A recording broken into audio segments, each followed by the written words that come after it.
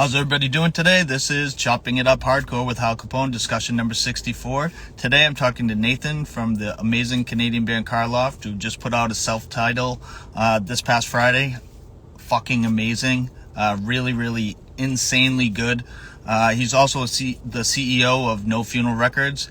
And this is part two coming up. I tried to do it earlier and we just had a little miscommunication, but he should be jumping on in 2 seconds. We got it all squared away. So, like I said, here we go. All right. Invite right now.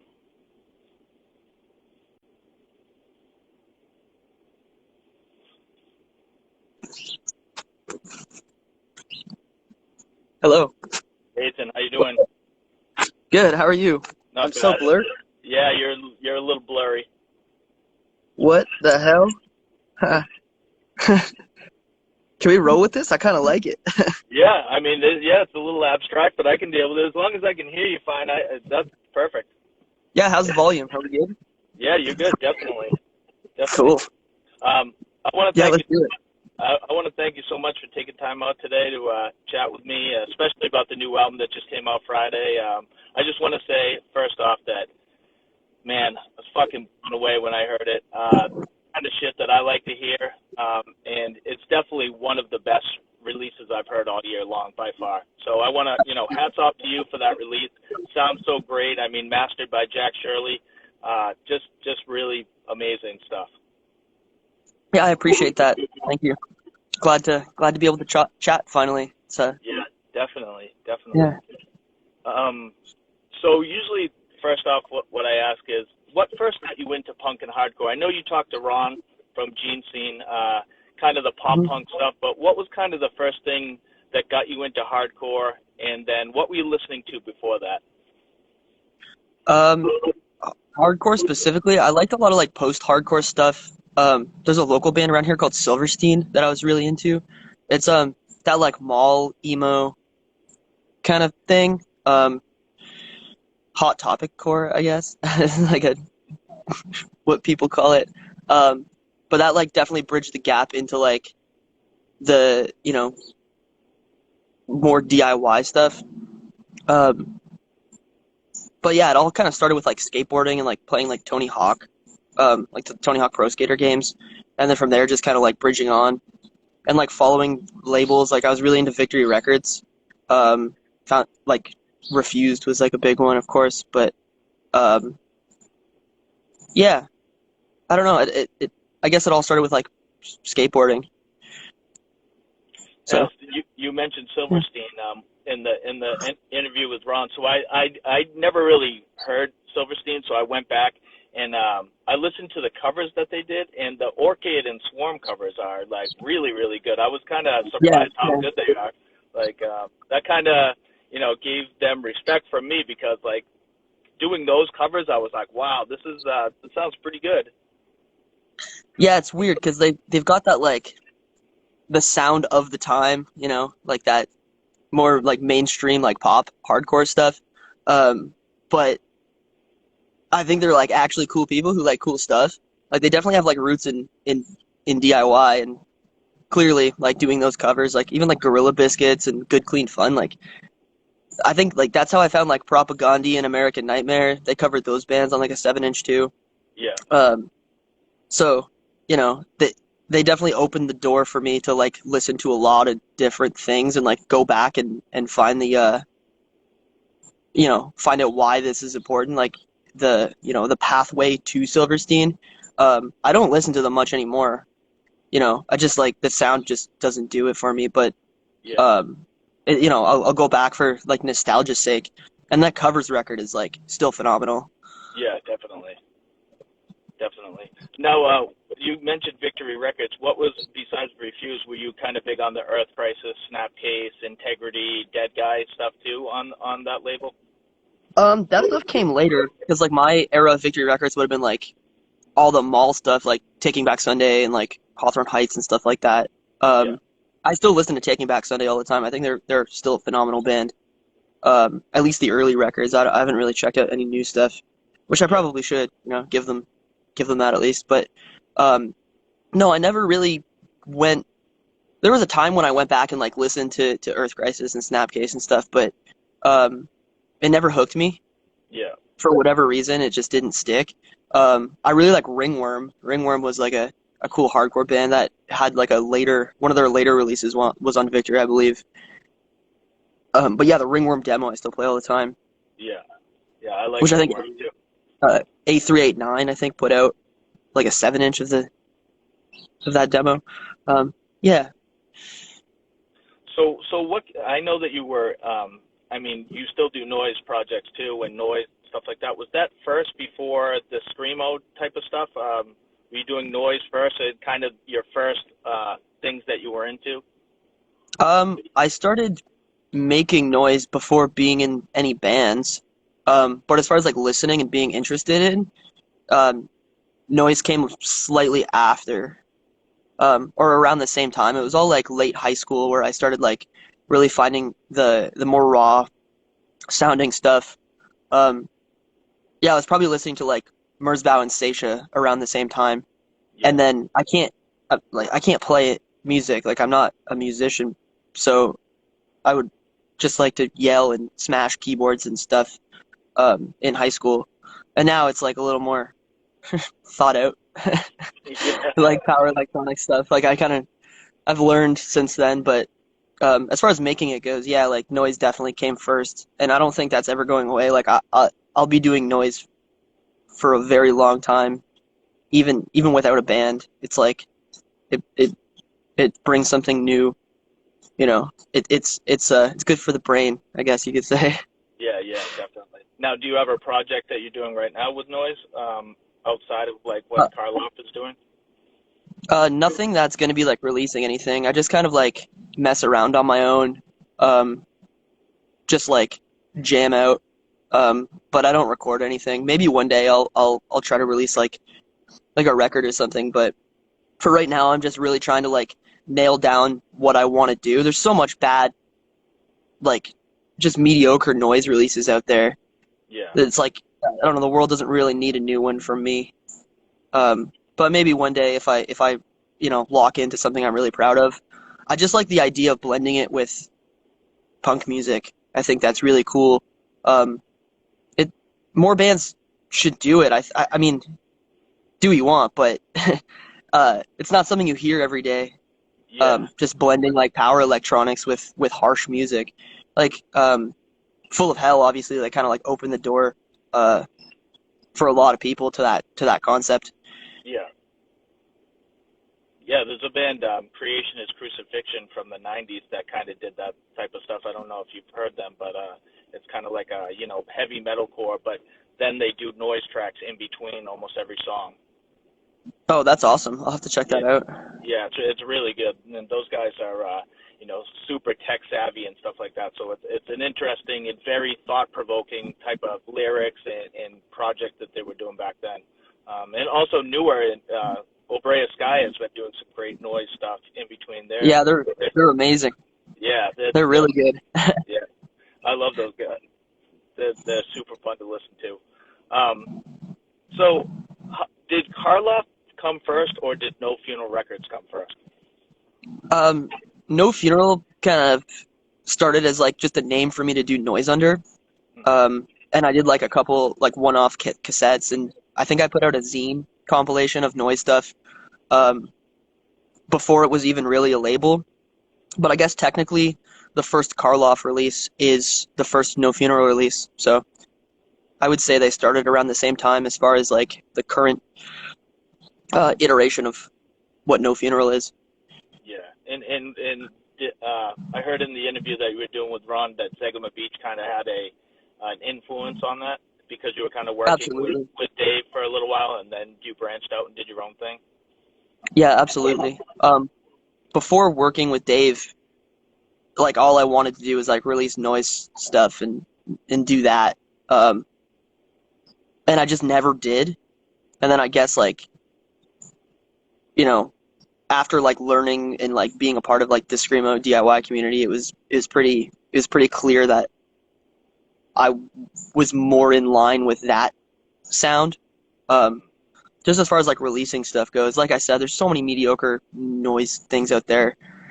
I, I'm I'm not confident I could contribute anything personally, or even like put out good noise stuff that like another label isn't already doing so much better.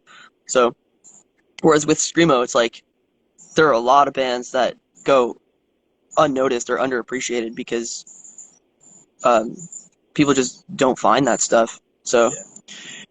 I would, Yeah. you know, I feel a lot better promoting that than like a basement noise project that's gonna, release one tape and then disappear into obscurity forever. Yeah, true, definitely. Now, did Dave open the door for all the bands that you kind of found out through Zegama Beach? Is that kind of what drew you into the screamo scene, or? Yeah, for sure. I mean, before I met Dave, I didn't know there was this sound still going on. Like I thought everything kind of ended with Orchid, and then meeting Dave, it's like, oh no, there's like bands that are doing this right now. Then there's bands that have been doing it forever. Like, you know, it never went away. It just people closed their eyes, I guess. I was one of them, and finding I think um like Adobe Homes, like the Dog Nights was probably like the first label that I found that like I realized uh was still doing this stuff. And then shortly after I met Dave, and it's like, oh no, this is like a big thing. It's not really rare to find like a good screamo band anymore. It's like it's pretty common. Like there's so many out there that are just killing it. And like Yeah, everything on CBR is awesome too. Like he's the best. He's unbeatable. yeah, it's true. I've found so many bands just from his label that I never knew of, and then I checked out and I was like, holy shit, this band rips. Same thing with your label though, No Funeral. I mean, I don't think I've heard one thing where I was like, I don't know about that. Like everything is pretty solid on No Funeral. You know what I mean? Especially like, I'm a big fan of Diana Krall's. Cell Press is like, I can't say enough good things about Cell Press. Um, and the One-Eyed God Prophecy that you re-released on cassette, I mean, that's like one of my all-time favorites. So, like I said, it's awesome to go to your Bandcamp and check out like what you've released and just kind of a lot of it I hadn't heard, and then I listened to and I'm like, wow, that stuff's like really really good. How do you kind of find bands that you're into? Do they kind of just like get in touch with you, or do you see them live and you're like, hey, do you want to do like a tape or a demo or an EP? It depends on the band. Like sometimes people send me stuff, which is always great to get like emails with new music. Even if I can't reply to everybody, like it's nice to hear new stuff. Um, and then yeah, like some bands seeing live. Like I mean, I guess lately we've been doing a lot of Canadian stuff. Like we've always been really into what like Montreal is doing. Everyone in Montreal right now is like doing such cool stuff. Like Donna Krall's Marais Noir, Cell Press, like Albatross, I think is like Quebec City. But just out there, like it's amazing. And I guess once you like meet one person and start going to shows and talking to them, it's like everyone kind of follows, right? Um, but yeah, I don't know. Sometimes demos we get sent demos. Sometimes see them live. Sometimes it's just a band I like, and I just email them, ask what's up if they have anything new coming out, and keep us in mind. So always different. Do you have a lot of American bands trying to get in touch with you to put stuff out, or? Yeah, there's we work with a lot of American bands. Like right now, my focus is like doing bigger vinyl releases. I'm kind of sick of doing cassettes just because it's a lot of work for me to like sit down and dupe them all and package it all myself. It's just like with like work and life stuff, trying to like you know prioritize like doing bigger releases and not doing like something like limited to 25. That's Yeah. So I'm trying to like cut down how many bands I'm working with and like really focus and try to like really promote ones that I like a lot. Which right now is like mostly Canadian stuff, but there's a band from Baltimore, Yume, that we've done like a couple EPs with before. But I'm really stoked to like work with them. Of course, like, we put out that Bleached Cross Shamewave split recently. I love that. That's a U.S. release. Um, it's hard to think right now. People from all over the world are like kind of reaching out, and I don't think anything's really regional in this scene. I think it's all around. So um, Yeah. it is nice to work with a lot of Canadian people because I live here. It's easy. Much easier to book a show with like a Canadian band. Like I love to see. I want to. It's like live music's so important now that like that's kind of coming back. It's um, I'm curious to see how things like shift. If like American bands are going to be touring up here as much or not. Um, but yeah, it'd be great to like be able to see every band, every No Funeral band live. Like that's the dream, but obviously it'll never happen. I don't see myself ending up in like the Czech Republic anytime soon to catch a show. Yeah. Yeah, I hear you. Now, have you ever thought of like having a fest? Obviously, COVID fucks everything up Mhm. and stuff like that, and restrictions. And I know Canada has, tight restrictions, Mhm. especially. So back when you first kind of started, did you ever think of doing like a fest or something like that? Yeah, it's like always in the back of my mind. I'm one day it I, it should happen. It will happen if I can make it happen. Um, I'd love to.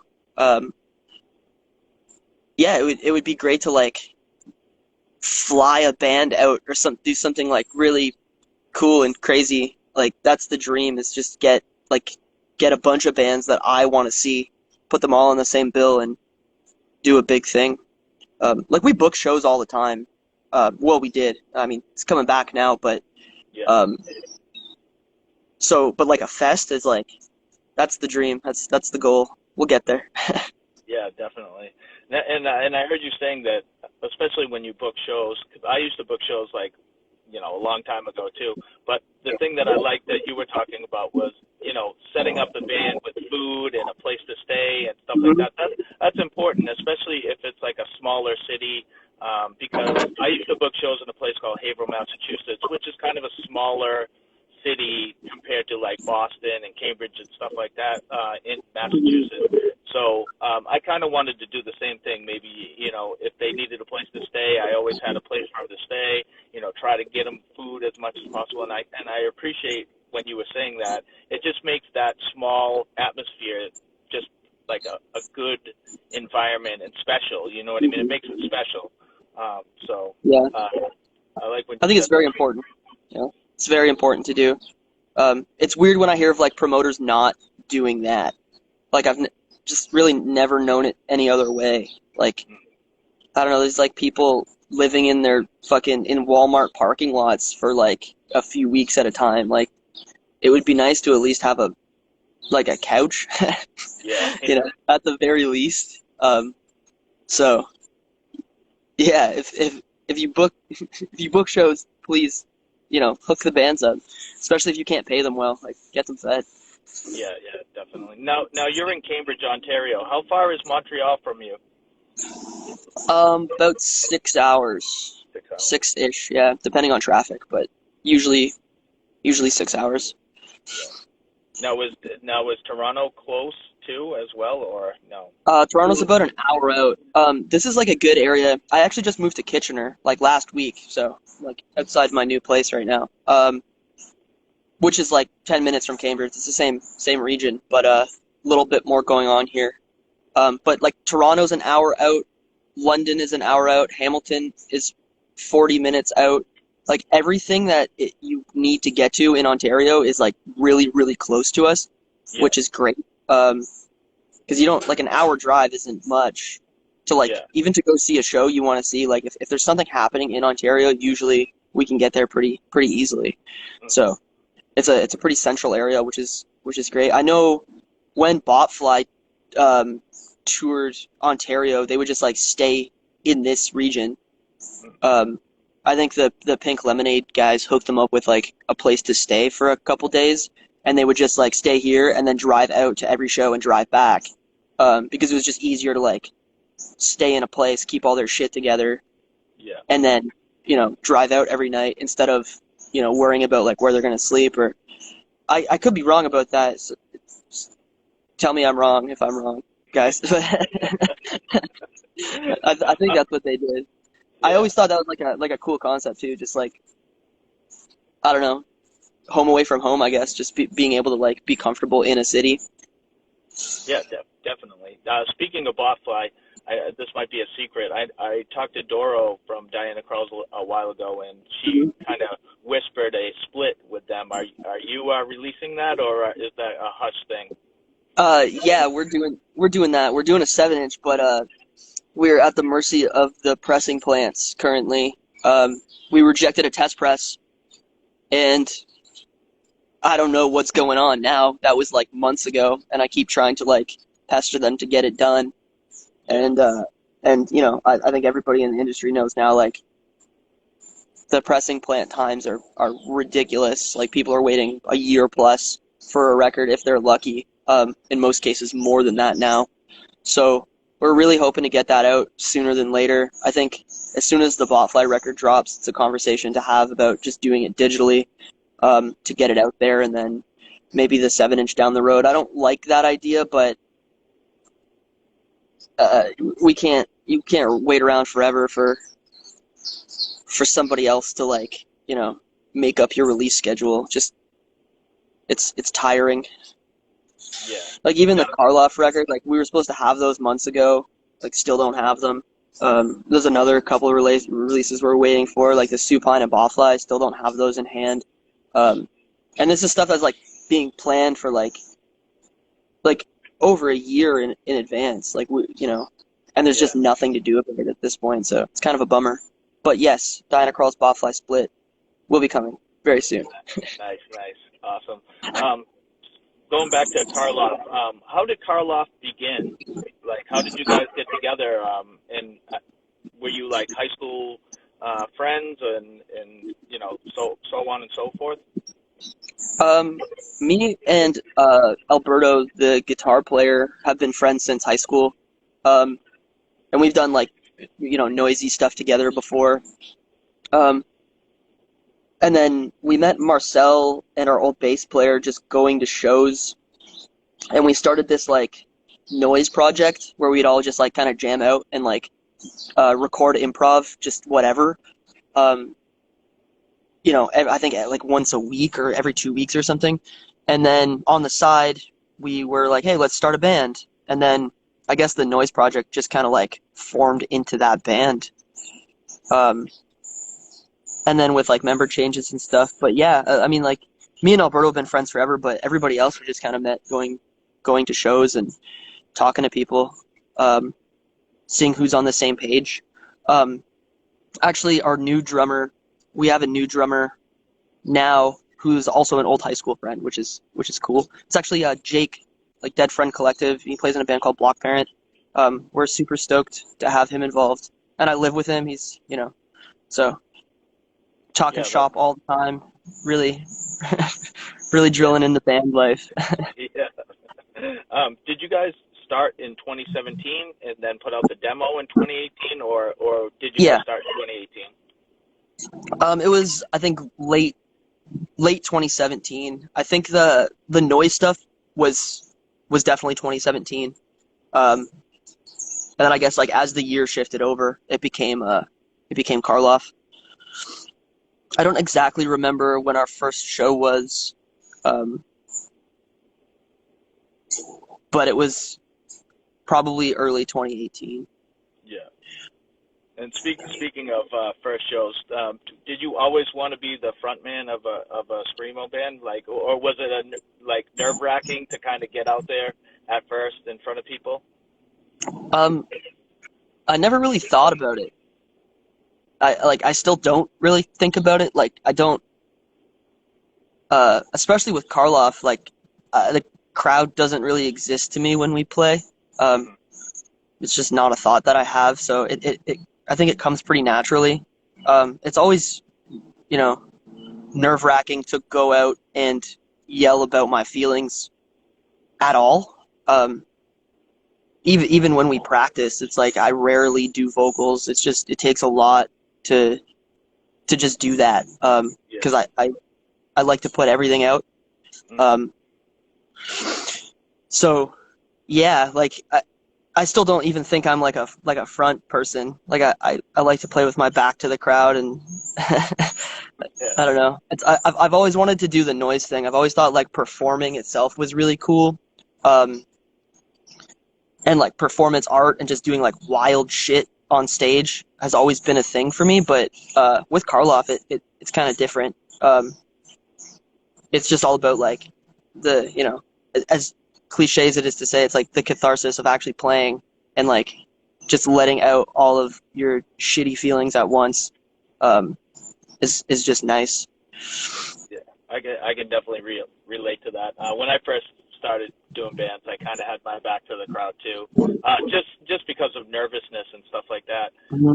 And then I got more comfortable playing shows and stuff like that, and being in other bands. And I was just like you said, kind of doing it for myself emotionally, putting forth like my energy, and also it's funny that you said practice and not doing vocals like all that much. I was kind of in the same boat. My guitar player, the main person that was making most of the music, was always pushing me to do vocals like all the time, and I'm like, listen, man, like it's like very exhausting to do this for like an hour of Mhm. practicing. You know what I mean? So it was like Yeah. we kind of like butted heads a little bit because of that. You know what I mean? But I mean, it is what it is. Yeah. So Karloff, you guys put out a demo. You did a split with the Metier, Mhm. and there's a song on the No Funeral compilation, the first one. Is that just a Mhm. single that wasn't on anything except the compilation? Yeah. And then the new album, is that all that was released by Karloff so far? Yeah, there's like another local compilation that we have a song on that I actually don't even do vocals on. It's our old bass player sings the song. So that you'll have to dig for that one. I'm not giving any more information. But um, there is another track out there.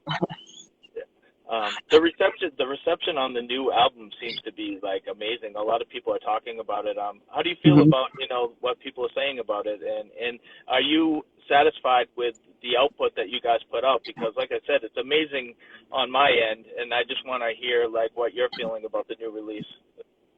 Um, it's I know everyone in the band is like super proud of the record. Like we've been working on it for years.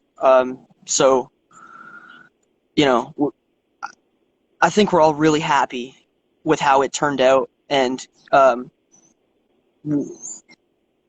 I don't think any amount of reception could change that um, on a personal level.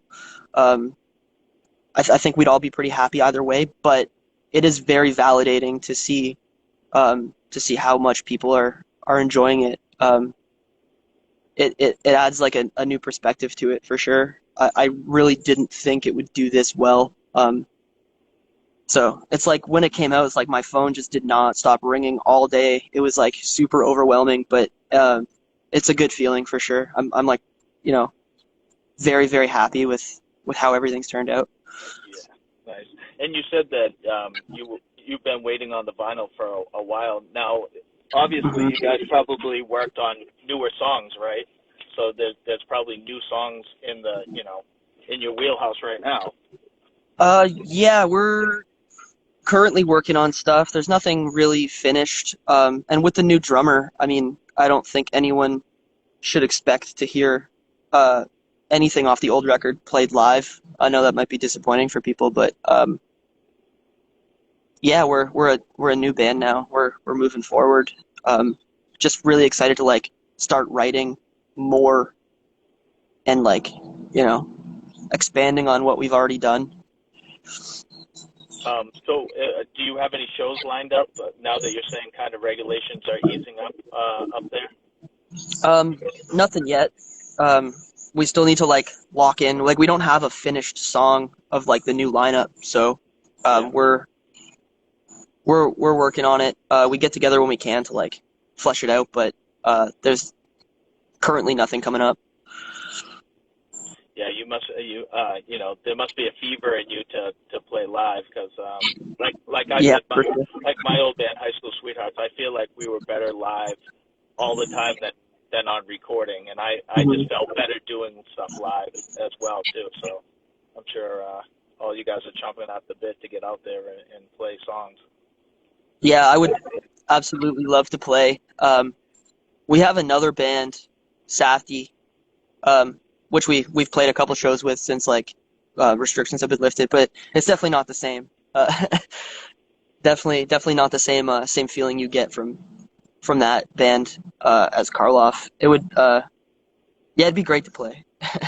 Yeah, yeah. Now speaking of Safety, I heard the demo. Tell me about that band and how it got you guys got together. Uh, we were bored. It was me, Alberto, and Jake, and we were hanging out anyway all the time. So it's like, why not just like start a stupid hardcore band? Um, and like, I don't know, I like to write songs about like weird people and characters. So it's just really funny to yell about like shitty dispensaries and corporate white weed. Uh, like Karloff's like really internal and emotional, but that band is fun because I could just bitch into the mic and Yeah. it's just fun. Yeah, I don't know if we're still a band. We have like unreleased stuff. We have like another EP or split or something that's gonna come out, but yeah, I don't know what the future of that band is at all. Yeah. So how were the live shows when you guys played? Was it was it fun when you It guys was played? super fun. I was like really drunk every single time. Um, so like not super good on my end, but I had a lot of fun playing. Yeah, I think we did 3 shows in like 2 weeks. One of them was like a house show. We played like a kitchen. That was pretty wild. And like the live set is like recorded, but it's a mess. I am an absolute mess during the whole set. It's pretty bad. So there is film of that, right? Yeah, there is. I think it's on the No Funeral YouTube channel. Our friends, Glue Gun Records filmed it, and like spliced some footage together, and like so. Yeah, it's funny to watch because like in my head I'm like, this is the greatest thing. Like this was the coolest show, and then going back and watching, I'm like, man, I am a mess, a complete disaster the whole time. It's pretty Uh, funny. that's funny. Um, can you talk to me about Tired and Trustless and getting with Tom Slatter? I was super curious to ask you about that. Oh yeah, he just one day is like, I have a grindcore, uh, like power violence thing that I want to do. Does anyone want to do vocals over it? And I messaged him, and yeah, we talked about it. We got to sent me some music, and I yelled some words over it. It was pretty easy. Like he's like an absolute legend. I think anything he touches is always going to be like the best thing. So super honored to work with him. Maybe more stuff will come from that. Maybe not. Who knows? But I'd love to do another EP. It would be cool to get like a real drummer. I think we spoke about that briefly. Instead of having like program drums, it would be cool to get someone to like actually lay down like a real drum kit. Um, but yeah, I don't know that EP. Like revisiting it lately, um, I didn't realize how good it was. Like it's even like reading my lyrics, it's like it's hard to go back to that like mind frame. Like it feels so like unfamiliar. It feels like I didn't even write it, and that's kind of a good thing to me. I like that like a bit of separation from it. It just shows that like it's definitely in a different headspace when that was going on, um, which is great. Yeah, I'm like still super proud of that. Super proud of that EP. Yeah, yeah. Part two would be amazing. I know Ron's always pushing it too, but I'm pushing it as well. If a part two to that could come out, that would be amazing. I mean, especially because it's like short, brutal songs. You know what I mean? That Mhm. I definitely feel like you guys could probably make it happen at some point. Maybe Tom's a beast, like you said, so he's always doing something. Him and Will Killingsworth is like the two, godfathers of screamo that just keep going and going and going. They never stop. So I don't think there's a moment where they're not like working on something awesome. Yeah, that's true. Um, I was going to talk about live shows. What were some of your funnest live shows that you played with Karloff? Oh, I I feel like most of the shows we play, we're like pretty selective. Like we like to play with bands that we like. I don't think it makes sense to just like play a show to play a show. It's like it's gotta be special. So like everything that we played kind of holds a place in my heart. But like playing with Ostraka was really awesome. Playing with Julian Carter was awesome. Like love, absolutely love Julian Carter. Playing with Frail Body was sweet. Of course, like Diana Kralls. Like every time we have played Montreal, or every time I've like been to Montreal, it's always been like the absolute best. Like that city is just, something special, especially for this genre. Every band is killing it. Every show is amazing. Yeah, Karloff, Fun and Karloff don't really go together too well, but that's funny. But yeah, I don't know. It's always nice seeing like bands that we love and like just getting to hang out with people and make friends. Yeah. But, Now, is there any bands that you would like to play with that you haven't played with yet that that are on your mind? yeah, I mean, there's a ton. The Discord of a Forgotten Sketch is like one of my favorite bands of all time. It would be cool to play with them at some point, for sure. And they're just in Montreal, so maybe we can make that happen. That one's realistic. It'd be cool to play some like bigger shows.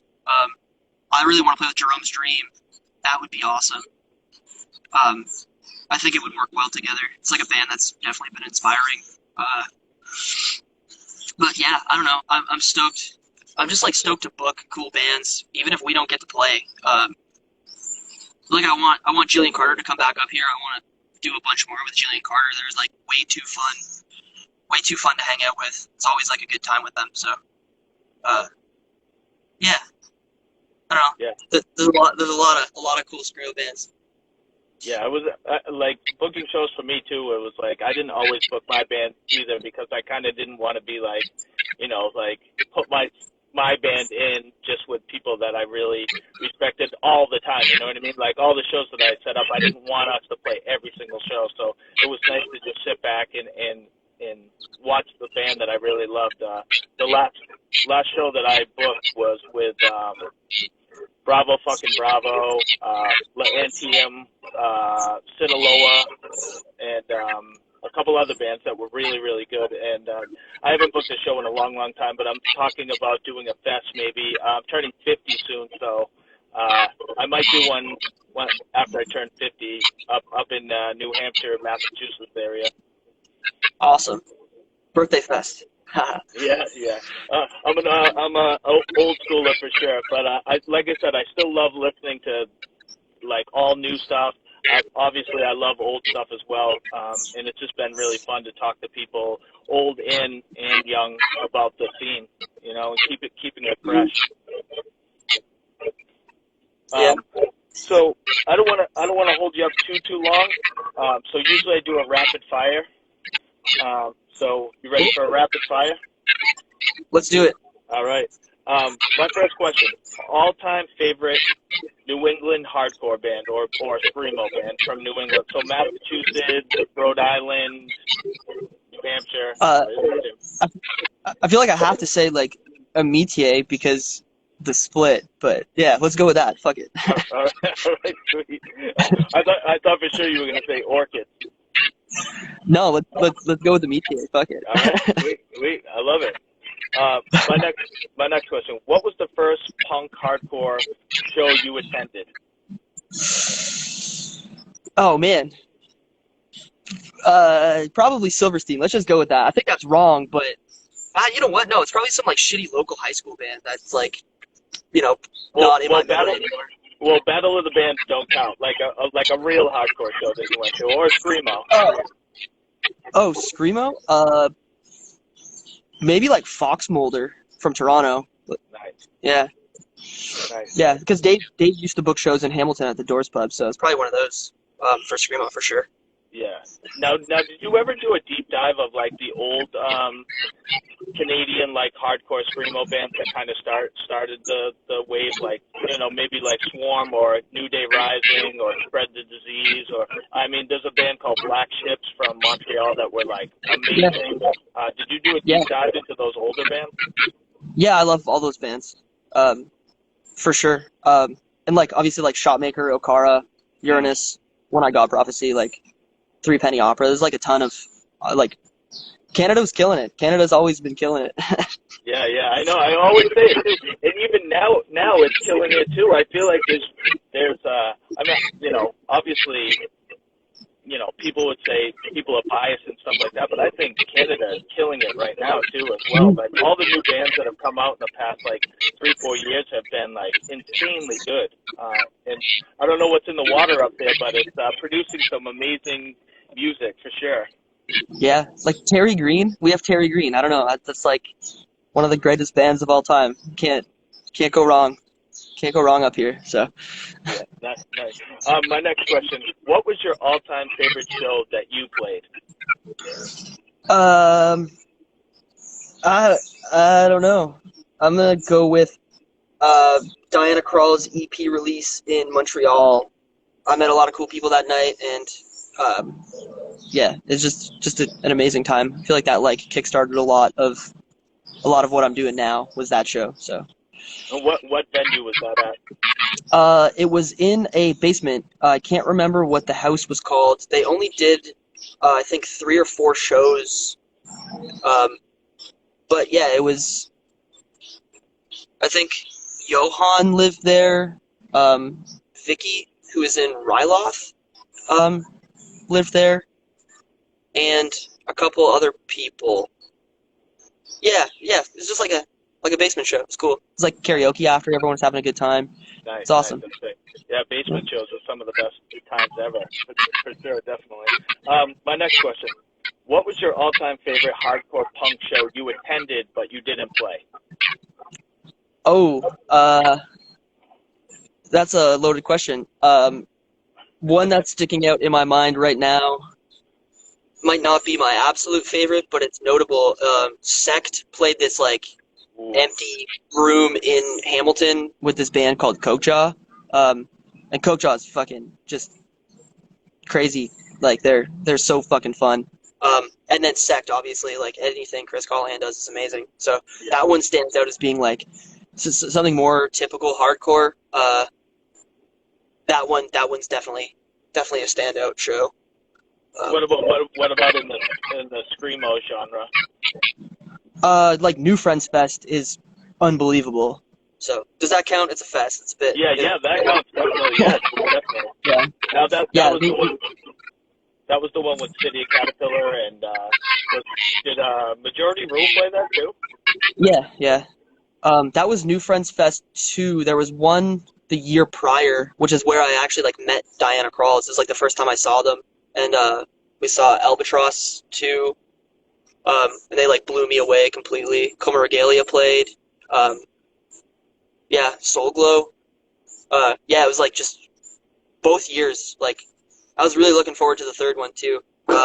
Al was supposed to play in Dangers, but obviously that got canceled. That would have been a good time. Yeah. Yeah, Now, Cold 59 is the basement now, venue. Yeah. now the third festival, did they have a full lineup for that before they had to Yeah, cancel it? yeah, it was announced. I don't remember all of the bands on it. Um, but yeah, it was like they I think like tickets were for sale too. Like Oh, it okay. was it was like, ready to happen. Yeah. So, Yeah. Well, hopefully that can happen, in the near future because, like mhm. I said, the lineup that I saw on the flyer, I was like, wow, the second one I'm talking about. Mhm. All right, I'll keep going. Sorry. Uh, I'm a big movie guy, and I always ask this: what was the last movie you watched?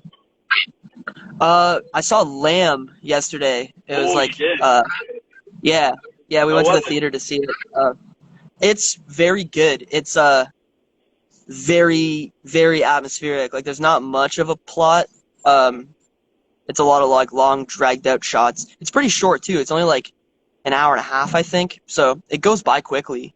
But yeah, if you're in the mood for something like really somber and just like very quiet, it's great. I loved it. I didn't realize it was Bela Tarr is an executive producer who's done like some really crazy stuff. He does this movie Damnation that's like, just dismal. It's just so depressing to watch, just rainy and dark. So like I think he definitely added his touch to that movie, which makes a lot of sense after seeing it, knowing that he was a part of it. So Speaking of movies, can you tell me what the samples are on the Karloff LP, or especially in the demo? I mean, there's obviously some movie samples in there. yeah, it opens up with Boris Karloff's introduction. Like he had a show, like a Twilight Zone-esque show, where he would like introduce himself as like the host.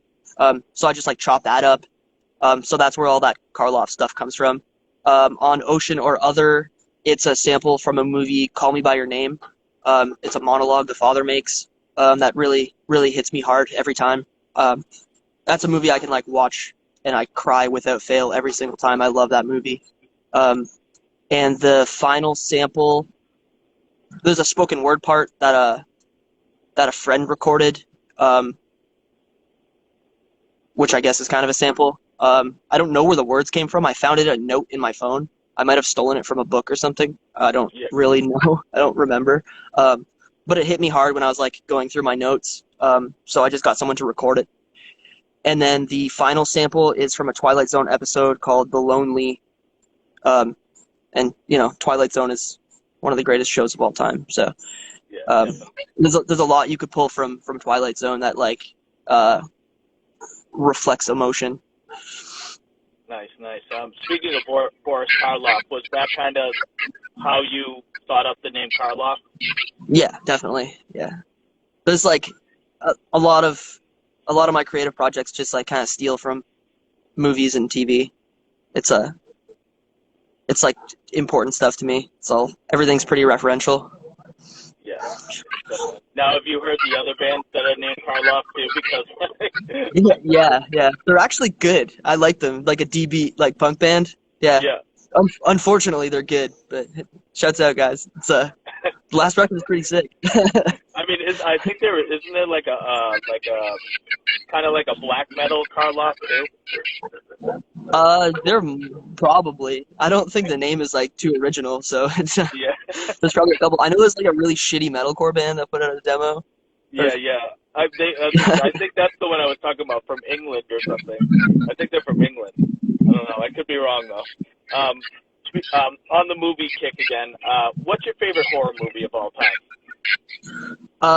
Tough question. Bride of Frankenstein is up there. Of course, like Boris Karloff. There's a movie called Angst. I think it's a Polish movie from the 80s that's like really, really dark. It's about a serial killer who gets out of jail and just goes to like kill someone again. But it's all kind of from his perspective, and they use some like really cool camera shots in that, and it's like there's a lot of scenes that are just really gruesome. And not in like a Saw torture porn kind of way, but like it's you can really feel it. Suspiria, the original 1977, anything Argento from that era is always really good. I really like giallo movies, so anything with like high contrast blood, gruesome killings, I'm always in. The list goes on forever. I watch a lot of horror movies. Yeah. Speaking of Suspiria, have you seen the remake of that? Yeah, I really wish they just titled it something different. Yeah, it was definitely. It's not Suspiria. Like it's good. I actually had a conversation about this yesterday with somebody. It's like if you can forget that it's Suspiria, then you could enjoy it a lot more, I think. Yeah, I agree, definitely. Yeah, I was like, wait. Like, when I was watching, I'm like, wait a second. And then, like you said, I enjoyed it, but, like, also, like you said, it shouldn't have been called Suspiria. They should have just, I don't know, taken that name from the movie and kind of did their own thing. I think, like, Tom York did didn't do a good job with the score either. Someone can fight me up on that one, but I'm not really a fan of of the score of that movie. You can't you can't hold like Goblin with the original nailed it so well with like all the synthesizer stuff. Um, Yeah. it's definitely hard to follow. Like I said, if it was called something different, maybe my opinions would be like entirely different, like Yeah. even down to the score. But it's impossible not to compare it. Now, and now that it's October, are you finding yourself watching more horror movies, or you've always watched horror movies throughout? I try to watch like one movie a day at least in October, but we just moved, so we've kind of been doing that. And like with the Karloff release and all that, it's been hard to keep up with stuff. So I haven't really watched much this October, unfortunately. Um, but like I watch horror movies all throughout the year. Like it's pretty nonstop. But October, like I really, really try to watch like Yeah. um, at least 30 movies, and I don't think I'm hitting that this year. Yeah. But there are things on my list. I know Criterion channel just added a bunch of old Universal stuff. Um, I have it all on VHS anyway, but it'd be nice to see like high def, uh, you know, like Creature from the Black Lagoon or like watch Frankenstein in high def again. Yeah. It'd be really cool. Definitely. Yeah, I was at one point I thought about doing 365 new movies in one year, but that's almost Mhm. impossible. I have two kids, a wife, dogs, work, everything else, and so I was like, all right, I'm going to watch 200 new movies I've never seen in one year, and it took me 3 years to get to 200. Like I tried one year, I was like 140. I tried the next year, it was like 175. And finally, in the third year, I watched 200 new movies. So I had watched a shit ton of movies in 3 years' time. But they had to be new where I never saw them before. Mhm. Yeah, It was I tough. always like checking out new stuff. It was tough, though. So I watched a lot of shitters, too, like going through and trying to find new movies. there's this app called Letterboxd that you can like catalog your like what you're watching and like rate everything. So like that's really helped keep me on track of like, okay, I gotta watch new shit. You could like choose if like you've rewatched, if it's a rewatch or if it's like new to you. Oh, So yeah. I've like just continuing like rating every single movie I watch, so that if I like forget something, I could just go back and be like, oh, like this movie fucking sucks, or like, oh, like yeah, like you can kind of remember what you like about it or what you dislike about it. Um, that's been like super helpful, and like you can make lists and watch lists. It's just really cool. But yeah, that's definitely helped. Like watch new shit, man. I don't, I can't continue watching the same movies over and over again. I don't really need to watch like like any uh like 007 movie again. This is just seen like all the Sean Connery ones like a million times. Yeah. I know. I hear you. Sometimes I watch so much new movies that I'll watch it like maybe a year ago, and somebody will bring up a part, and I've watched so many that I don't even remember half of like what they're talking about, and then I'm like, wait a second, like, and then I have to go back and kind of piece together what they're talking about, just because things like so much information in my brain where I've watched so much stuff, and it's hard to. So I'm gonna try to do Letterboxd soon. Do they have like every movie in the directory, like foreign Yeah, movies, pretty much. everything like that? They recently added like a bunch of adult movies too, which is like pretty wild considering how big that like database is. But yeah, they've got like pretty much everything. I think there's only been one or two times where I've seen something that wasn't on there, and it was like again like bordering on adult, like weird 70s exploitation shit. Yeah. That's like, nobody's watching these terrible movies, so it doesn't really matter if it's on there or not. Um, Yeah. but yeah, like for the most part, like they have everything, and there's like most short films too, like even like Oh, no. YouTube shorts and stuff. Like you can log that stuff as well. I don't log every short film I watch just because it's a lot. I try to keep up with it. Just uh, you know, if I log every 10-minute movie I see, I'd be there for days. Yeah, So, I hear you. Yeah. Nice. I'm also a big hip hop fan, and I always ask this too. If you've been listening to hip hop, what have you been listening to lately? oh, yeah, that's a great question. All I listen to is hip hop for the most part. So I just bought like the Playboy Cardi mixtape yesterday. the first one. I like a lot of Playboi Carti. That new Baby Keem record is phenomenal. I've been listening to that pretty much every single day. Always bumping Kanye. Going back to Mac Miller a lot. Denzel Curry's always killing it. Um, yeah, like big listens right now. I think like Baby Keem is like the one that's in constant rotation. Like the Kendrick Lamar features on that record are amazing. You can't do any wrong. But yeah, if you haven't heard that Baby Keem record, you got to check it out. It's No, I haven't, but I definitely will. he's like this like 20-year-old kid. He like makes all his own beats, like writes everything himself, and he's just like it's definitely like a newer style, but I think he definitely adds something new to the table. I think I'm really excited to see what he does next. It came out the same week as Kanye, Drake, and yeah, I think like at least within that month, and everyone's talking about like Kanye versus Drake. It's like, man, Baby Keem that record is better than both of those for sure. Nice. Yeah, Griselda's also another one. Like West Side Gun just dropped something new that's really good. It's like Buffalo hip hop. If you like Wu-Tang Clan, you'd probably like Griselda. So yeah, I've seen Griselda. I think like 3 times on my IGTV. There's a few videos that I recorded when I went to see West Side Gun, Conway, Benny the Butcher. I'll have to check that out. That's awesome. Yeah, down in Boston. I'll tag you in the videos.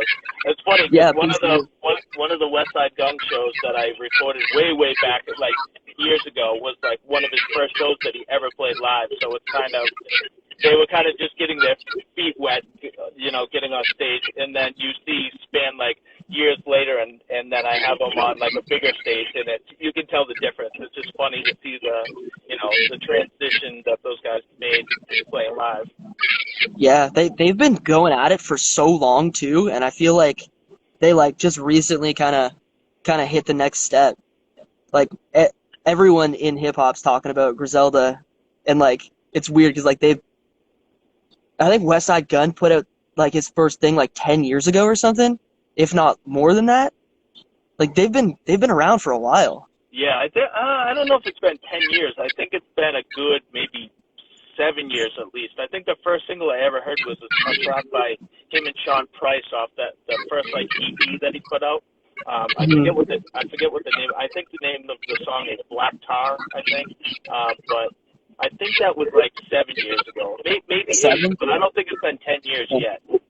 Yeah, because he keeps talking about retiring already from music. But I mean, his merch game is on point. So yeah, he was like talking about releasing this like crazy hoodie the other day, and I was like trying to get it, and he just like never released it, and he like deleted all the posts about it, and I was like really bummed out. It was like the new album cover like on this like hoodie with like this crazy screen print. So I want to get some West Side Gun. I think it's so cool. Was it the one that kind of looked like graffiti spray paint like over it too? No, it's like he had like the scorpions down the arms, and then it was him wearing that like that like fishnet mask.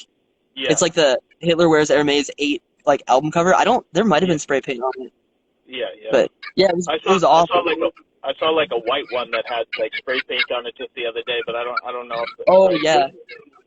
That's a different one, but that one's really cool too. Yeah. That stuff's a little pricey though. I mean, I bought a shirt at a show, and I think the T-shirt was like $45, and I was like, I hate to pay for T-shirts that expensive, but you know what? I was like, I'll just get one. You know what I mean? And then I'll be good. Because I mean, shit, the hoodies are like $100 or something. It's insane. No, I'm all into it. I love that stuff. I hear you. So I have another question.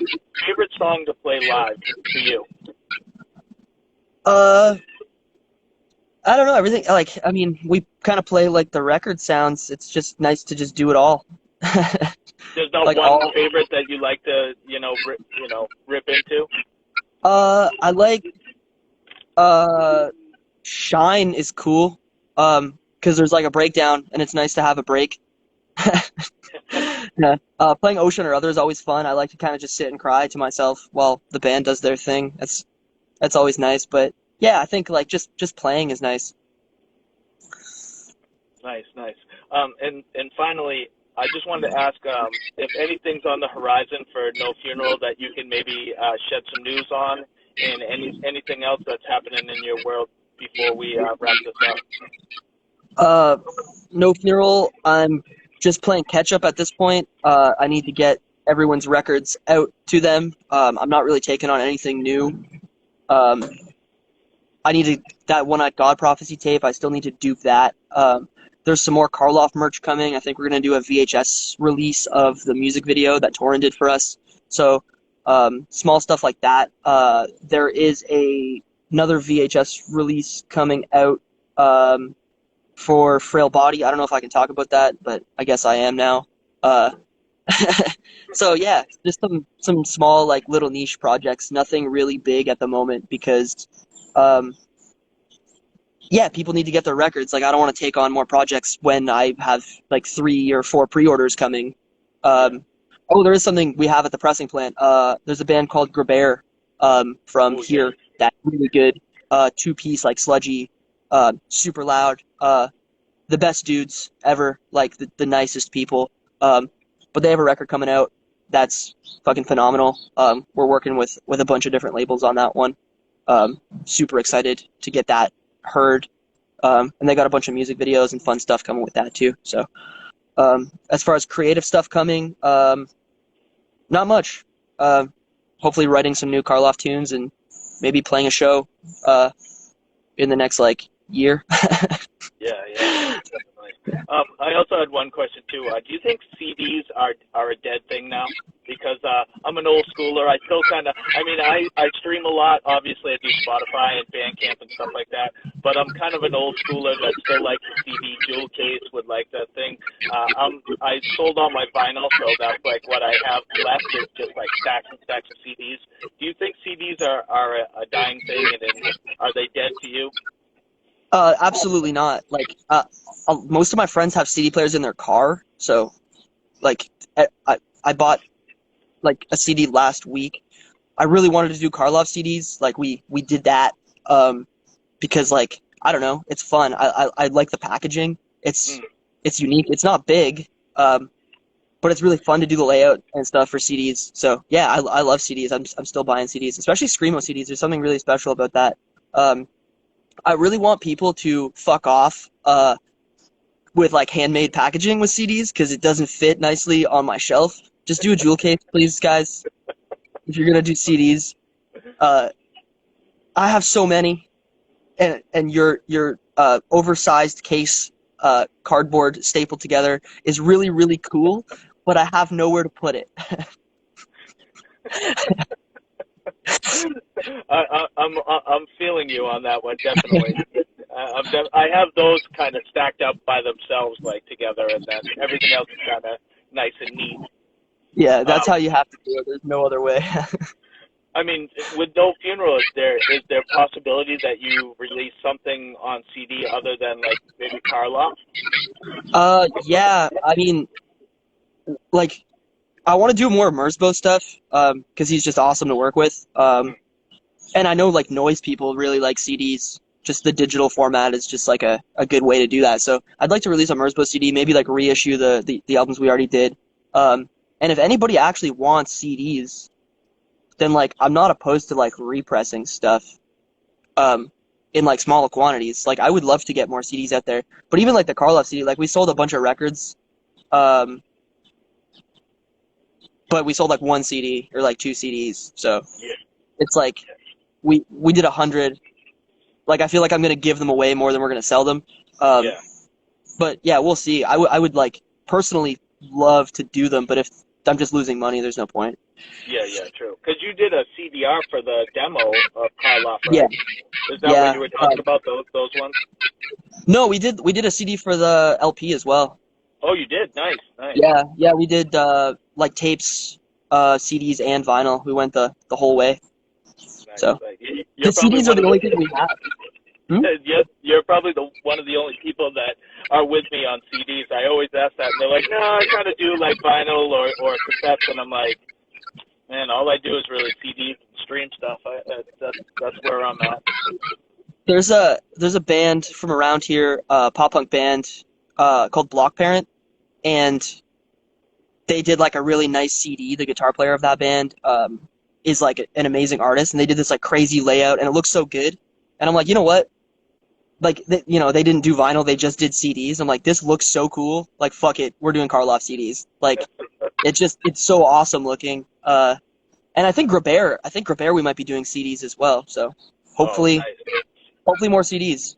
Yeah, I mean, if there's CDs on No Funeral, I will definitely be picking them up because, like I said, I'm one of the only ones around my friends that usually pick it up. I mean, Ron sent me like a lot of his CDs because he's just vinyl and cassette. So he had some old stuff like Orchid and Number 12 Looks Like You and stuff like that. So I was like, I'll Oh, take them. I'm like, anything you have, I'll take because he doesn't have a CD player, I don't think anymore. So. I know the Ebullition whole like distro. There's like a ton of good CDs for like dirt cheap. I think I got like a Rain CD for like $2.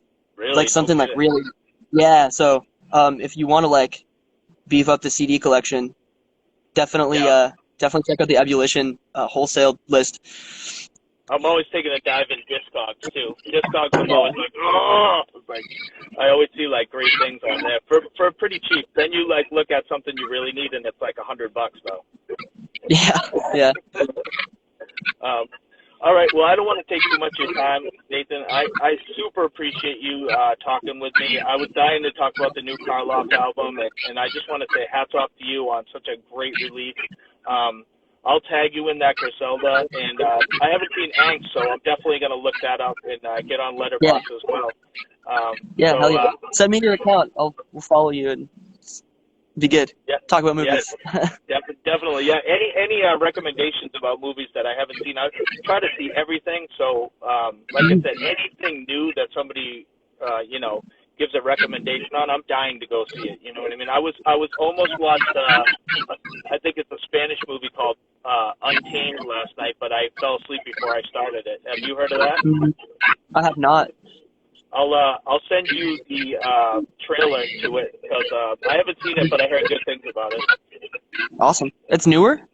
I think it's 2017, but it's Cool. in Spanish. It's in Spanish, but I heard it was like pretty decent. Awesome. But thanks again, and man, let's stay in touch. This was awesome, and I was super stoked to talk to you, man. Yeah, it's great chat. Thank you for letting me keep this like blurry thing going on here. You know what? I love it. Like I said, I love the abstract art of it. It's awesome. Yeah. I usually throw these up on YouTube in a few days too, so I'll send you the link when I do that. Awesome. All right, man. Appreciate it. Have a great day, and I'll talk to you soon. Yeah, see you, man. Thanks. All right. Bye.